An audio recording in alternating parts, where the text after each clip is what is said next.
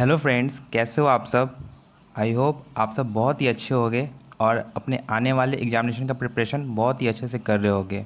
जैसा कि आप सभी जानते हो कि ईएसआईसी एसएसओ का एग्जामिनेशन 11 जून को है और आईडीबीआई ने भी अपना नोटिफिकेशन जारी कर दिया है, तो आप इसको भी ज़रूर अप्लाई करोगे।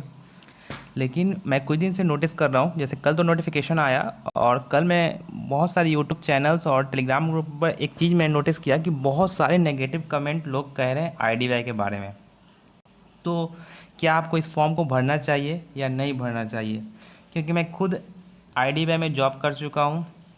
5 मंथ का मेरा एक्सपीरियंस है इस ऑर्गेनाइजेशन में। तो मैं आपको अच्छे से बताता हूँ कि क्या आपको इस जॉब को अप्लाई करना चाहिए या नहीं करना चाहिए। नोटिफिकेशन में 2 पोस्ट है, एग्जीक्यूटिव और असिस्टेंट मैनेजर पीजीडीवीएफ के द्वारा। तो उस पोस्ट में तो हम मान सकते हैं कि आपका एग्जामिनेशन फ़ी प्रोग्राम फ़ी है, और क्योंकि आपका प्रोग्राम फ़ी 3.5 लाख है, प्लस आपका उसमें बॉन्ड है, और आपको वो 9 महीने प्रोग्राम करने के बाद आपको पोस्टिंग मिलेगा ब्रांच में। तो उसमें ये सब इशू है। जहाँ तक आईडीबीआई एग्जीक्यूटिव का बात करता हूँ, तो ये ऐसा कुछ नहीं है, आप इस फॉर्म को फिल करो, ठीक ना। लोग क्या बोलते हैं उस पर आप ध्यान नहीं दीजिए, क्योंकि बहुत सारे नेगेटिव कमेंट होते हैं यार, ऐसा रियलिटी में नहीं होता। जो लोग बोलते हैं ज़रूरी नहीं है कि वही सही हो, क्योंकि जो आपको नेगेटिव कमेंट कर रहा है, क्या उस ऑर्गेनाइजेशन में काम किया है, और क्या आपके पास जॉब नहीं है। तो सबसे बड़ा चीज़ है कि आपके पास जॉब नहीं है तो आपको जॉब चाहिए।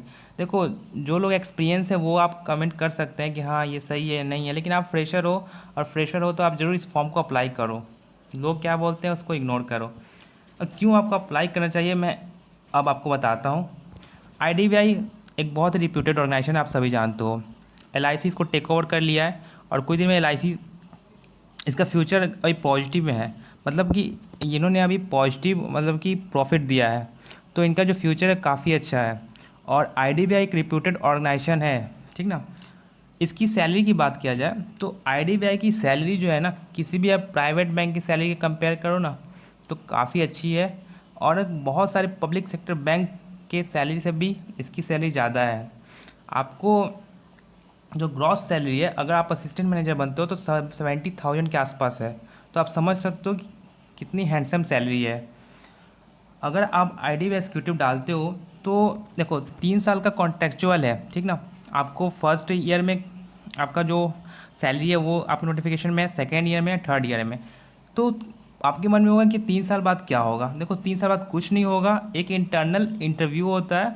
अगर आप उसको क्लियर कर लिए, और 100 में से 99 लोग क्लियर कर लेते हैं, तो आपको ब्रांच अलॉट कर दिया जाएगा एज ए असिस्टेंट मैनेजर के तौर पे, और वहाँ से आपकी सर्विस स्टार्ट हो जाएगी। तो कोई ये लोग टर्मिनेट नहीं करते, कोई फायर नहीं करते, ये सब गलत चीज़ है जो बाहर आपको बताई जाती है। क्योंकि मैं इस ऑर्गेनाइजेशन में काम कर चुका हूँ, तो मैं आपको बताता हूँ।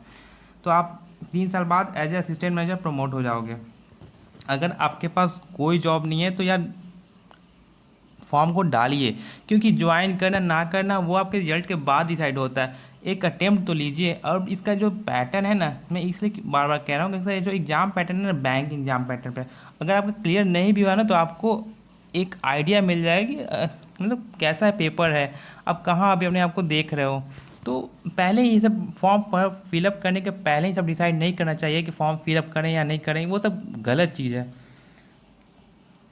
और नेगेटिव कमेंट से दूर रहो, क्योंकि लोग जो है ना वो आपको ज़्यादा ज़्यादा ऐसे चैनल्स हैं या ज़्यादा ऐसे लोग हैं जो आपको भटकाते हैं, ठीक ना। वैसा कुछ नहीं होता। चलो मान लेते हैं कि पीजीटीवीएफ आप नहीं भर सकते हो, लेकिन मेरे ख्याल से आपको वो भी ज़रूर फिलअप करना चाहिए। रिजल्ट के बाद सोच लो कि ज्वाइन करें कि ना करें, लेकिन असली अटेम्प्ट तो लेना ही चाहिए। और मेरे ख्याल से आपको ये फॉर्म ज़रूर फिलअप करना चाहिए। अब मैं आपको अपना दिखाता हूँ कि आप मेरा मतलब कि सिलेक्शन और मेरा मार्क्स क्या थे एसक्यूटी में।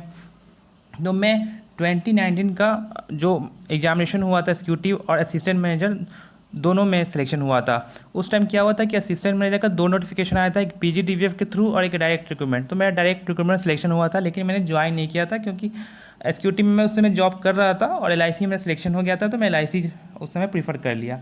अब मैं आपको अपना स्कोर कार्ड दिखाता हूँ। ये आप देख सकते हो कि ये आप मेरा मेल है।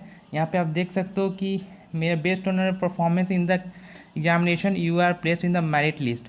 और ये मैं एग्जीक्यूटिव का है, मैं डॉक्यूमेंट वेरिफिकेशन के लिए आया था मेल एक मतलब कि 1 जुलाई 2019 को। और यहाँ पे आप मेरा मार्क्स देख सकते हो। मेरे मार्क्स आउट ऑफ 150 100.75 मार्क्स से 99 कट ऑफ गया था। और आप यहाँ पे मैसेज देख सकते हो, congratulation you are qualified in the online examination held on May 16-19। तो मैंने जॉब किया था, मेरी जो ज्वाइनिंग थी वो 5 अगस्त को ही थी, और मैं रिजिग्नेशन दिया था जनवरी के आसपास।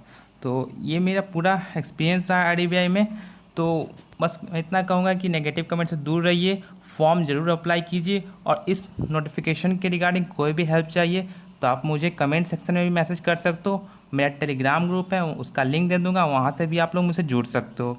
तो इसी के साथ थैंक यू, बस स्टडी करते रहो और नेगेटिविटी से दूर रहो, ठीक ना। Thank you.